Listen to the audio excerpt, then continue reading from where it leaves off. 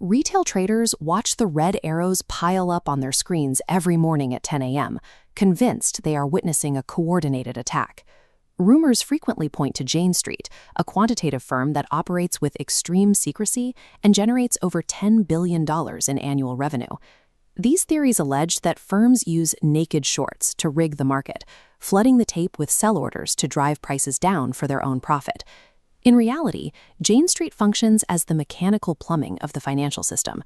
As market makers, they don't place directional bets on where prices go. They route data and execute trades to connect buyers and sellers at scale. Understanding their true motive requires looking at their specialized role as an authorized participant in the exchange-traded fund market. This emotionless, algorithmic process maintains structural market liquidity within a strictly regulated framework. This scale represents the core rule of an ETF. The share price must perfectly align with its net asset value.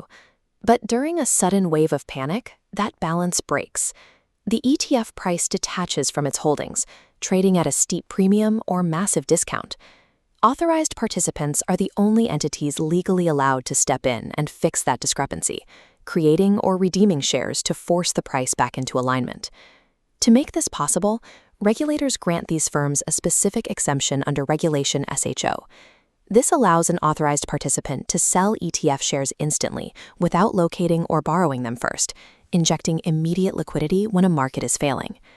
By stepping in to stabilize the market, the firm suddenly absorbs massive financial exposure to the very asset they just shorted.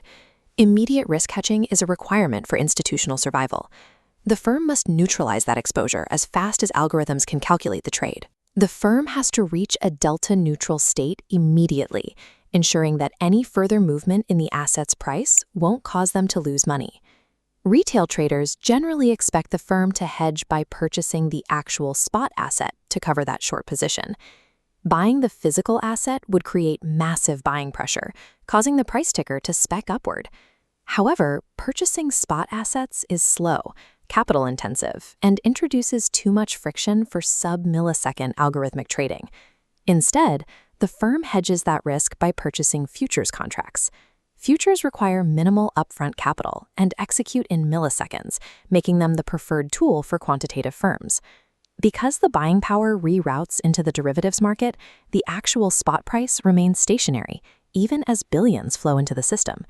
This perfectly balanced risk-neutral hedge removes the upward pressure that the public expects to see on the tape. If these firms aren't using their capital to bet on price movements, how do they generate such massive profits? Quantitative market makers are indifferent to whether the market crashes or hits all-time highs. Their objective is the spread, the microscopic gap between what the highest buyer will pay and the lowest seller will accept. By executing millions of these trades every second, those fractions of a penny accumulate into a solid block of revenue. Intentional market manipulation would introduce unpredictable levels of risk, which is fundamentally incompatible with a business built on mathematical certainty.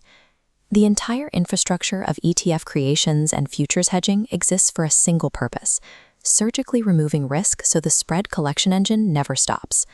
The global financial system operates as a mechanical engine, designed to collect a microscopic toll from every mile of market liquidity.